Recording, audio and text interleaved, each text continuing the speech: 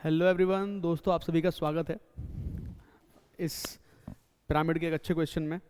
देखो क्या क्या कह रहा है ये क्वेश्चन हमसे, उसी हिसाब से सॉल्यूशन करेंगे इसका।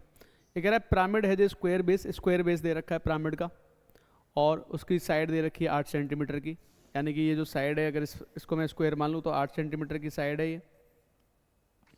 और साथ में क्या दे रखा है हमें, हाइट दे रखी है पिरामिड की। तो पिरामिड की ये हाइट मान लेता हूँ मैं, ये हाइट दे रखी है पिरामिड की 16 सेंटीमीटर। तो ये वाली जो बनेगी ये लेंथ बनेगी 4, और मुझे ये तिर्यक ऊंचाई इसकी चाहिए 20 से। ठीक है, तो तिर्यक ऊंचाई हमको चाहिए कि ये 90 डिग्री बनाता है। इसको कंफ्यूज मत होना, ये हाइट है।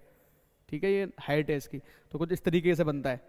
ठीक है, ये बनेगा 4, ये बनेगा 16। तो इसकी जो तिर्यक ऊंचाई है उसको निकाल लेंगे। स्लैंट हाइट जो बनेगी 16 का स्क्वायर होगा 256, और 4 चौके 16, यानी कि रूट 272 आ रहा है ये।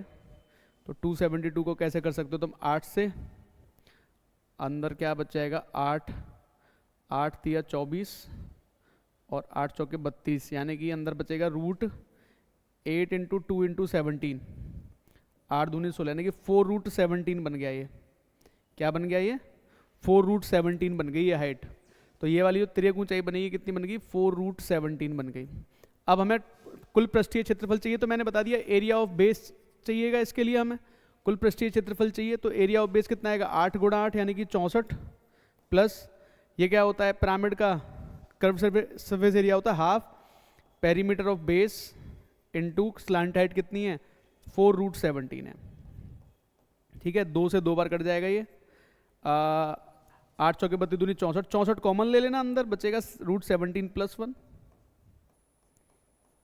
ये हमारा आंसर आ जाएगा। कौन सा ऑप्शन है हमारा, ए ऑप्शन हमारा आंसर बन जाएगा। आते रहते हैं इस तरह के क्वेश्चंस। क्या होता है सी एस ए, लिख देता हूं यहाँ पे, half perimeter of base. Pyramid के केस में लिख रहा हूं मैं, है ना, half perimeter of base into slant height, तिर्यक ऊंचाई। जैसे कि अगर आप कंपैरिजन करना चाहो तो शंकु के साथ कर सकते हो इसका comparison.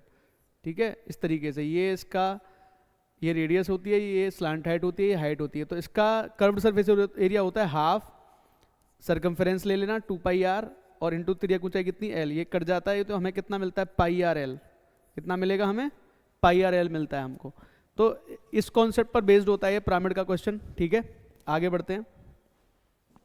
The ratio of length of each equal side and the third side of N isosceles triangle. एक आइसोसेलेस ट्राइंगल है, उसकी इक्वल साइड्स और थर्ड साइड का रेशियो कितना है, 5, 3, 4, 3 और 5 की हो जाएंगे एक तरीके से, है ना। Area of this triangle is 30 root 11 centimetre. Then length of third side, तीसरी साइड की लेंथ बतानी है। तो देखो दो साइड तो बराबर बराबर बना लेता हूँ मैं, और तीसरी साइड को मान लेते हैं 5। ये 3x है, ये 3x है, ये 5 है। इस तरीके से प्रोसेस चल रहा है भाई। ठीक है, तो मेरी बात को बहुत ध्यान से समझना। इसको मैंने 3x ले लिया, इसको मैंने 3x ले लिया, इसको मैंने 5x ले लिया। अगर मैं यहाँ से एक परपेंडिकुलर ड्रॉ कर दूं, ठीक है, तो ये दो बराबर सर्वांग सम बनते हैं, है ना। ये बात ध्यान रख लेना, दोनों सर्वांग सम बनते हैं, कॉन्ग्रुएंट बनते हैं दोनों ट्राइंगल जो होते हैं ना। ये 2.5x हो जाएगा और ये भी 2.5x हो जाएगा। ठीक है, तो हमें क्या चाहिए, हमें ये निकाल लेनी चाहिए कायदे में, है ना। अगर हम इसको निकाल लेंगे तो हमारे एक ट्रायंगल का तुम एरिया निकालना, दूसरे का ऑटोमेटिकली आ जाएगा।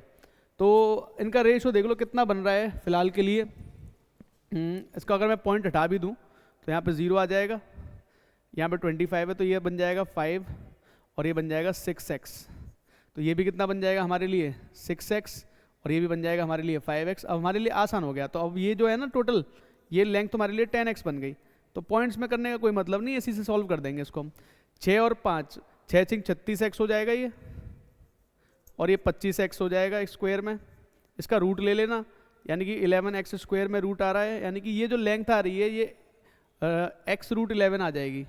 ये कितनी आ जाएगी, x रूट 11 आ जाएगी। तो एक ट्राइंगल का एरिया जो आएगा वो आ जाएगा हाफ बेस इंटू हाइट, और ऐसे ऐसे हमारे पास दो हैं, और इनकी वैल्यू हमें दे रखी है 30 रूट 11। ठीक है, देखो कितना आसानी से चीजें कैंसिल आउट होंगी। ये हट गया, 11 हट गया। ठीक है, 5 से कितनी बार कट गया, ये 6 बार। तो एक्स स्क्वायर की वैल्यू 6 आ गई, तो एक्स की वैल्यू √6 आ जाएगी। हमसे क्या पूछा गया है, तीसरी भुजा की लंबाई मैंने कितनी मानी है, 10x मानी है, तो मेरा आंसर कितना आ जाएगा 10√6। तो हमारा आंसर कितना बन जाएगा 10√6 हमारा आंसर बन जाएगा। बहुत इजीली, बहुत आसानी के साथ आराम से सॉल्व करो, ठीक है। समझ लेना बस मैंने जो जो किया है, पॉइंट हटा के 0 बढ़ा के रेशो ले लिया, 6 और 5, 6 6 5 5, यानी कि एक्चुअल में ये 3 और 5 लिखा, वहाँ 6 और 10 कर दिया, बस मैंने इतना सा किया है मैंने काम। यहाँ 3 और 5 की जगह पे 6 और 10 कर दिया, रेशो से छेड़छाड़ नहीं करी मैंने, 3 और 5 की जगह पे 6 और 10 कर दिया, आसानी के साथ मेरा आंसर आ गया। उम्मीद है सेशन समझ में आया होगा।